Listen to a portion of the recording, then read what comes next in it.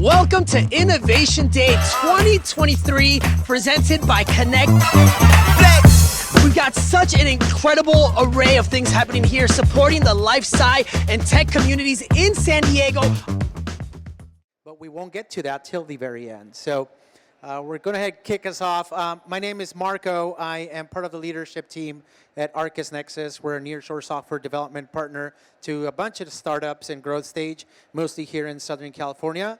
What makes my company different is our talent is south of the border in Latin America with the same time zone and seamless collaboration and a lot of fun.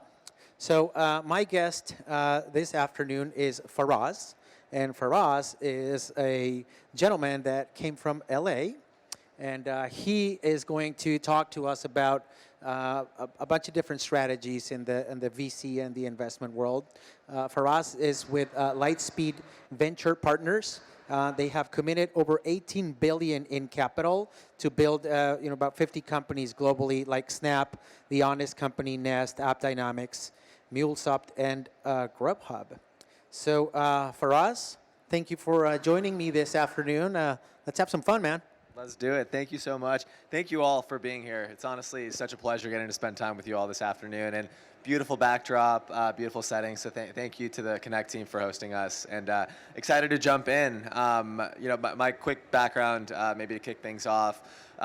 Partner on the consumer investing team at Lightspeed.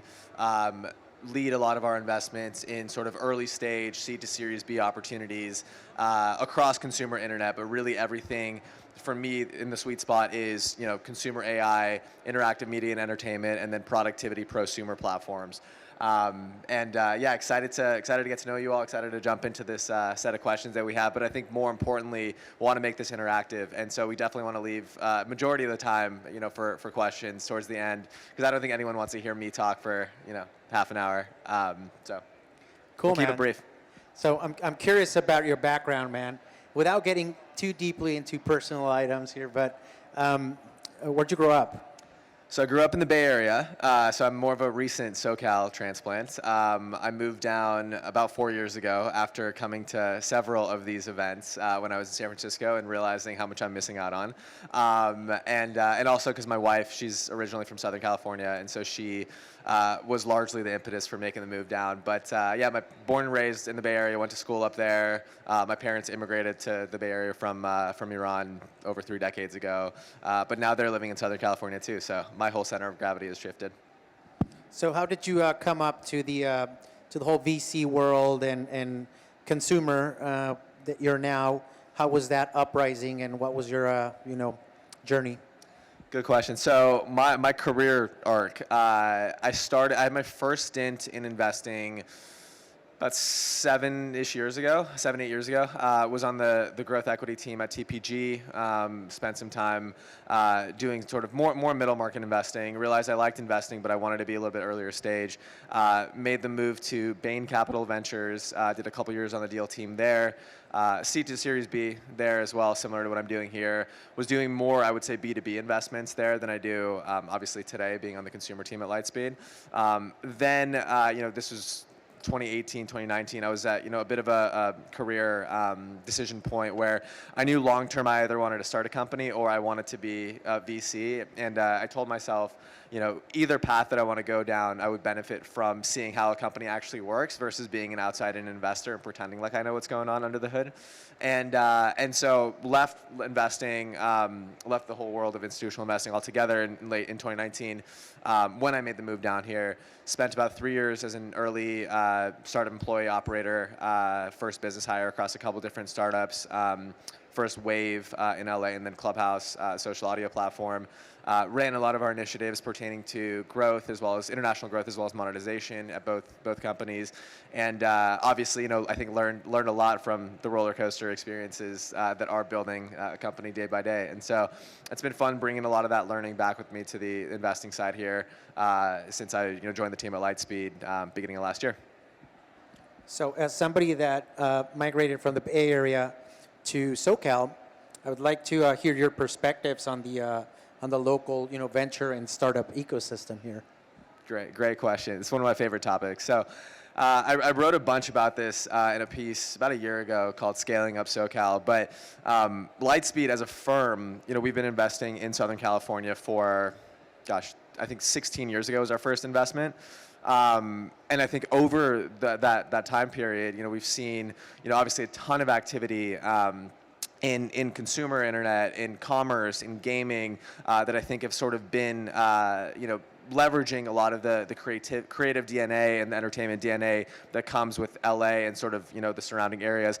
I think more recently, really over the past decade or so, we've seen a lot more activity even outside of that, into crypto, into fintech, into biotech, even into enterprise software with ClickUp, which is right over there, one of our Lightspeed portfolio companies. And I think what that's done is really showcase not only the diversity of Southern California, but really how much we're just starting to scratch the surface on how much innovation there's going to be here. So what do you consider are the main, the top 3 strengths in our local ecosystem? Well, it's funny. I think, outside in, I think the main thing people say about Southern California is that it's great for lifestyle, and I think it's hard to argue against that when you look around and where we are.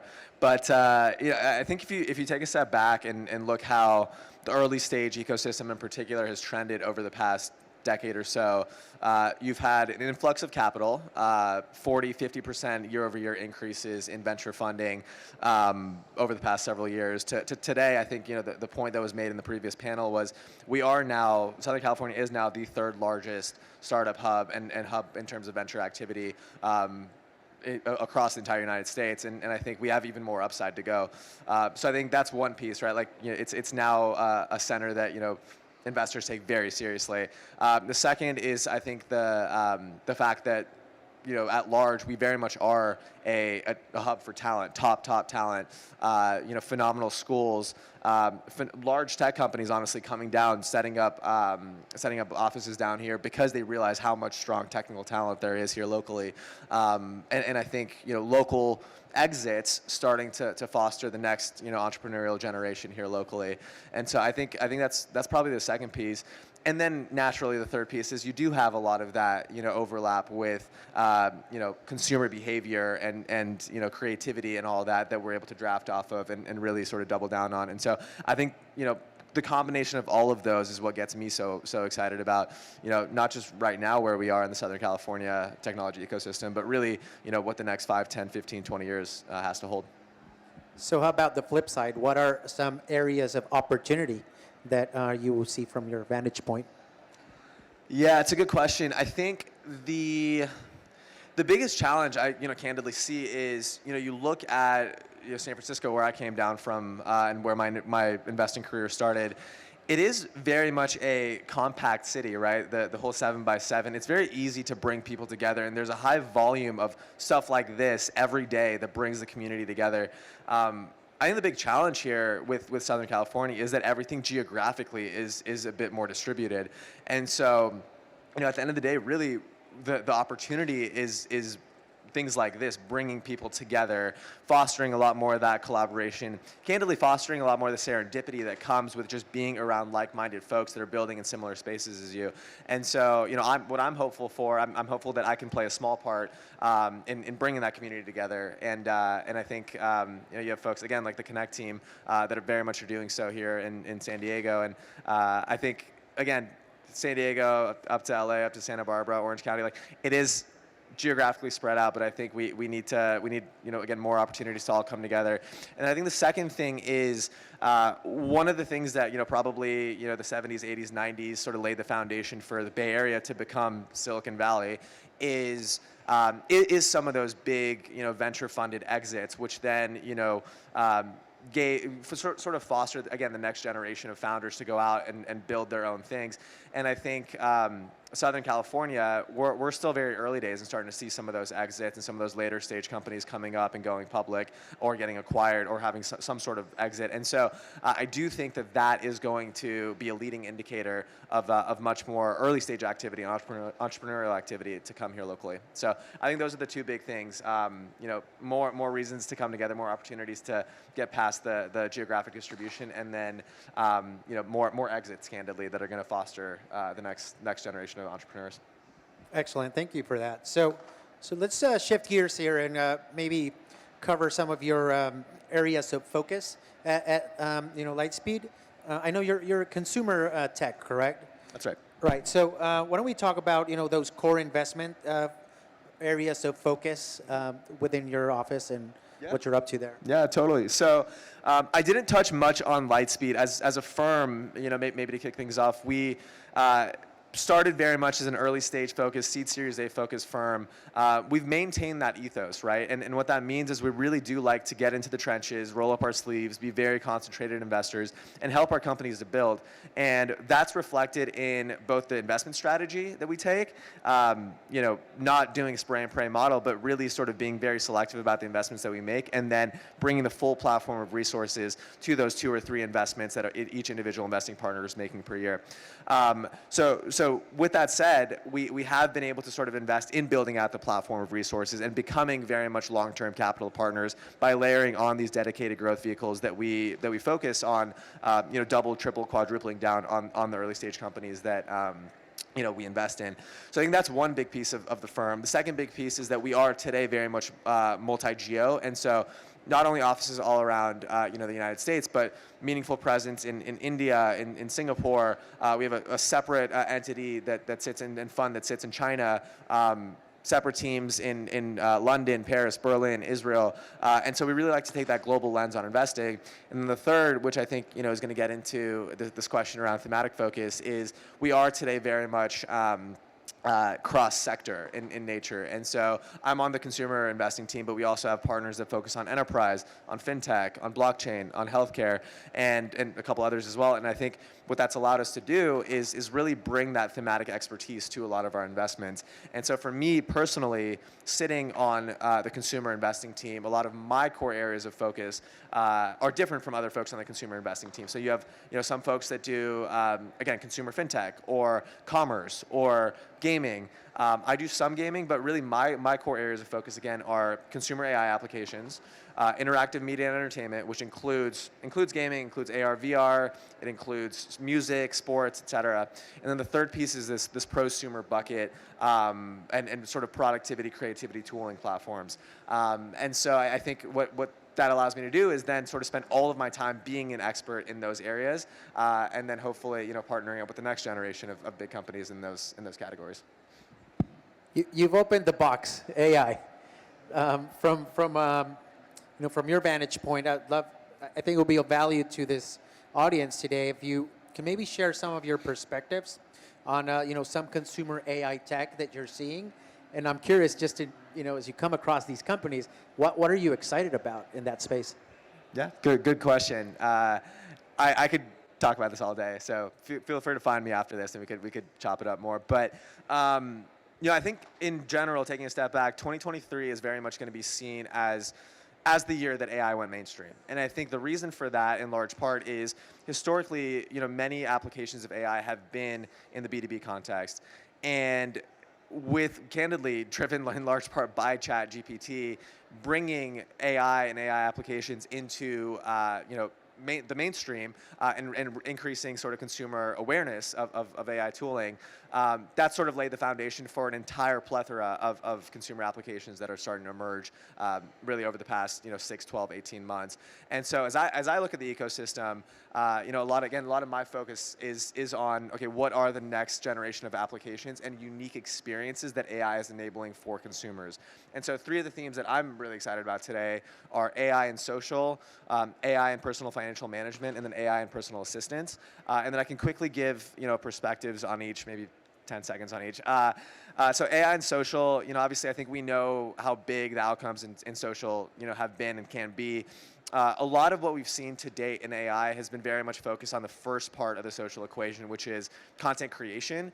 And this can be content creation across different mediums, text, video, audio, et cetera. But really, I think the magic of a social platform is if you can combine that creation experience with a multiplayer consumption experience that really sort of drives that engagement flywheel that sort of it lays the foundation of what we've seen drive success for every social platform that has made it big, over the past decade or 2 decades. So that's AI and social. Second is AI and personal financial management. I think a lot of what we see today in I guess what we've seen, some of the big outcomes in consumer fintech over the past call it decade or so, have been very much focused on individual pieces of the personal financial stack, whether it be personal banking or investment advisory or budgeting or saving or tracking. And I think what AI can do is actually replace a lot of elements of each of those platforms. And really, I think a big opportunity, and I'm sure we'll get into this later, but a big opportunity for me is can you build a vertically integrated personal financial management platform that covers banking, but also provides AI-powered investment advisory, also provides you with an AI-powered budgeting assistant, AI-powered savings assistant, and really sort of becomes your go-to hub to manage all of your finances, again, in a way that is vertically integrated so that you have more attractive unit economics on the front end as well. So that's the second piece. And then the third piece is around personal assistance. And this category, I think, is one I'm incredibly excited about. I think the beauty of AI is how much it unlocks for us, both from a personal productivity perspective, but really what that enables is time to be able to spend outside of a lot of the mundane tasks that we have to dedicate our time to.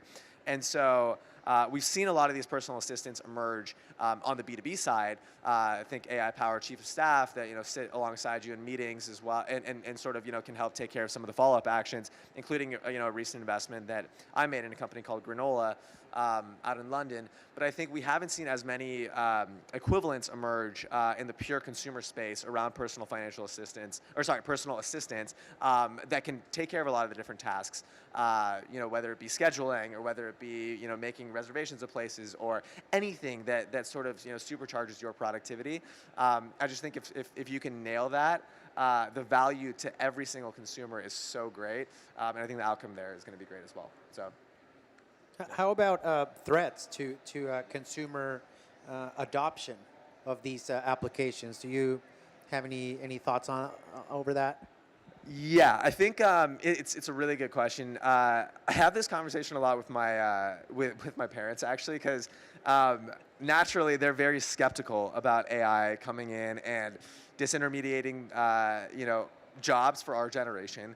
And candidly, they're worried about AI becoming so powerful and them losing control over their own data. And so I think the biggest barriers to continued consumer adoption are increased awareness, so the whole education piece around the benefits of AI. But then I think the other piece is implementation of very serious guardrails around consumer privacy and data protection. And I think we've started to see, especially here over the past 3 months, more startups emerging that are tackling that piece of the stack. Because I think it's admittedly a less exciting part of the equation, but I do think it's a critical part of the equation to get to mass consumer adoption across the board. So, if you were to build your own startup, in AI, by the way, what would you build? I think I kind of buried the lead on this one, but it would be a vertically integrated, AI-enabled, AI-first personal financial suite that covers banking, covers investment management, covers budgeting, covers subscription management, basically end-to-end, everything from a financial perspective that I could need. I just feed into this platform, and it takes care of everything for me. And if I have any questions that come up about, hey, how much am I spending on this per month? I can just type it into a chat interface. Or hey, help me rebalance my portfolio. Or hey, interest rates. The Fed raised interest rates today. Can you please rebalance my portfolio accordingly? Or can you help me think about what I need to do for XYZ loans that I have, et cetera. So I think having that one-stop shop that covers end-to-end, again, vertical integration is probably what I would build. Because again, I think the size of the prize there is even bigger than a Robinhood and a Chime and a Mint and like all these businesses combined. Because it really is again a one-stop shop, supercharged by AI. All right. So let's talk funding, right? I would love to hear just your high-level observations on the venture market today after everything that's gone on. But focus on the early stage, right? Can you talk about that? Yeah, totally. So obviously, I have incredible timing, and I totally could have seen all this coming. So that's why I left venture in 2019, and I missed the 2020-2021 hype cycle, and then I came back in 2022. Just kidding. If I'd known that, I would have been far wealthier than I am. But I think you did see this pandemic-induced craze around much more deal volume, and candidly, on the investor side, much less time spent on diligence and getting to build relationships and really sort of unpacking what's under the hood for a lot of these businesses. And what's changed, I think, in 2022 is everybody took a step back and was like, okay, we need to be a lot more thoughtful and diligent when it comes to deploying from an investor perspective our LP's capital. And so I think what that's done is today, as I look at the market, yes, there's still high-flying AI deals that are getting done left and right. But what it's done is more broadly, it's given more time for both sides, both founders as well as investors, to get to know one another much better. For investors to really get under the hood, understand the metrics and the underlying dynamics of a business. For founders to get to know the investors that they're hopefully getting into a 10+ year relationship with, rather than this shotgun wedding that you have 48 hours to issue a term sheet and sign it. And so I think, in general, I think it's a healthy thing for the ecosystem.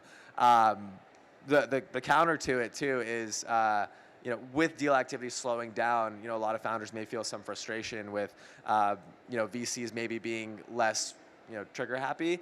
But again, I think long term that's a good thing. And I think the other thing to remember is, there's been a lot of talk about, endless VC dry powder.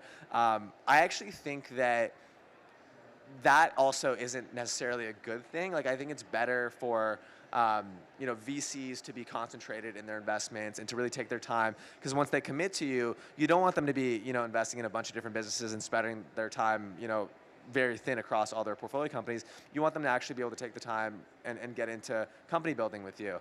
And so I think with the slowdown, it's sort of allowed us to refocus a little bit more on our portfolio companies and helping them to build. So overall, I think it's a good thing. All right, I'm going to streamline here. If anybody has questions, please start making your way to that mic over there. This is my last question to Anas before we hand it off to the group. Elizabeth is raising her hand.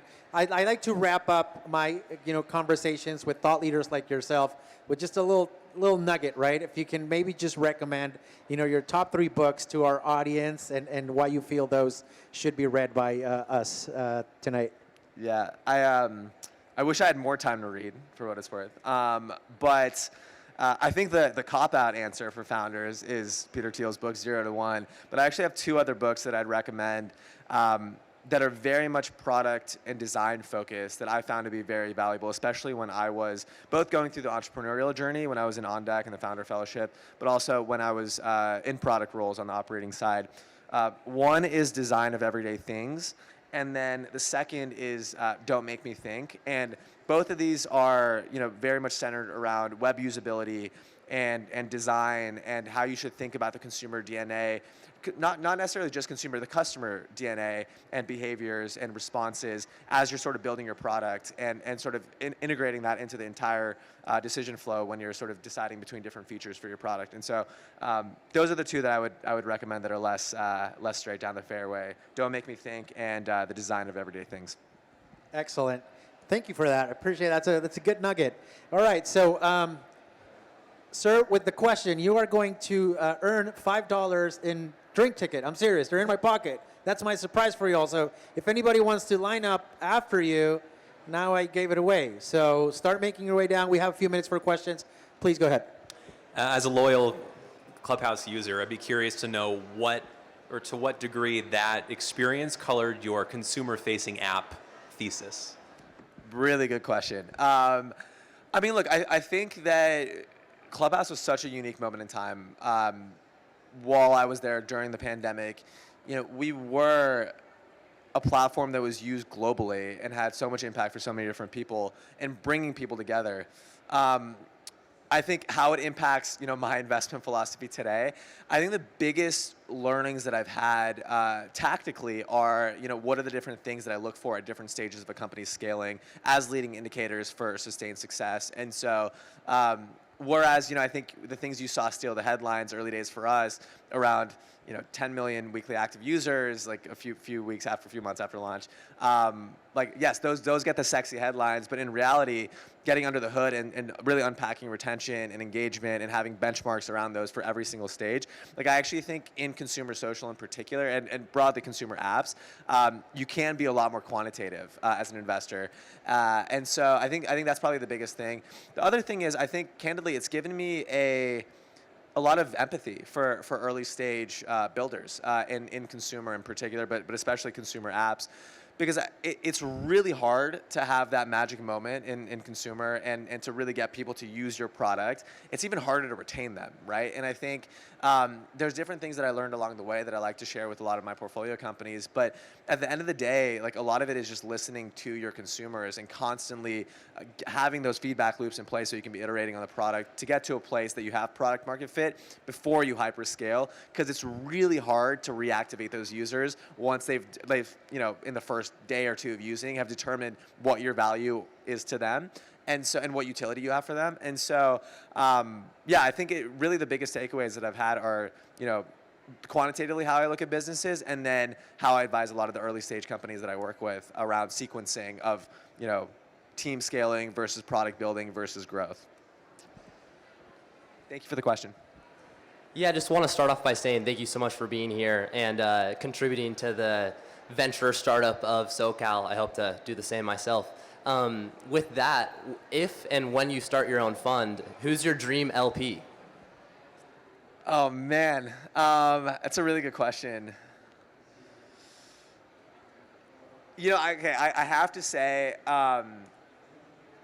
this might not be a popular SoCal answer, but I went to UC Berkeley, and having the Berkeley Endowment as one of my LPs would just be, it would really just be like a full circle moment for me, because I feel like I personally changed a lot during college. I feel like I learned a lot, obviously, a decade ago now, but I feel like it was such a pivotal point in my life and sort of setting me down this path of to where I am today. And so I think being able to give back to that, or the students and the faculty and the organizations on campus would be awesome. And I think at the end of the day, you want alignment of LPs with the values that you yourself stand for. And so, I think it's exciting to make money for those causes, right? And so, that's probably one. Thank you. First off, thank you so much for the interview and providing your insights over here. I know you were talking slightly on the Web3 aspects a little earlier on, and the question I had was what key insights or lessons have you gathered from the journey of towards Web3 mass adoption, and how do you find these findings influence the strategies in understanding the blockchain and Web3 space in this current market cycle? Yeah, it's a really good question. I mean, and the context other context I didn't give for Lightspeed is that we have a dedicated joint venture and fund that's focused on blockchain investments that's actually based out of LA. And so today our entire crypto team is in Southern California, in addition to a bunch of folks on our consumer team and our B2B team. And so it's very much a core focus for us, even despite sort of the where we are in the market cycle. I think the biggest takeaway, candidly, that I apply from what we saw in what we've seen, I should say, in Web3 to broader consumer businesses is the importance around aligning incentives when it comes to establishing your commercial models. And I think naturally the promise of Web3 was giving people ownership in these platforms that they're participating in. And I think, again, that is the utility that you're giving people to get them coming back and retaining, right? And so I think being mindful of that, even outside of Web3 context, in any consumer business, is super important, and something I think people took for granted, because historically I think business models you could say, hey, I'm going to get to X scale, and then I'm just going to layer in advertising, or I'm going to layer in subscriptions. I think now you need to be a lot more thoughtful, given how much choice consumers have around where they're spending their time, to really sort of make sure the incentives are aligned across the board, so that you can drive those sticky experiences and keep people coming back. Absolutely. Thank you. All right, let's acknowledge Faraz for his lovely talk. Thank you for spending time with us this evening, and hope you all enjoyed it. Thank you all for being here. I really feel passionate about sharing the San Diego talent, elevating San Diego, because it is the best place to be an entrepreneur.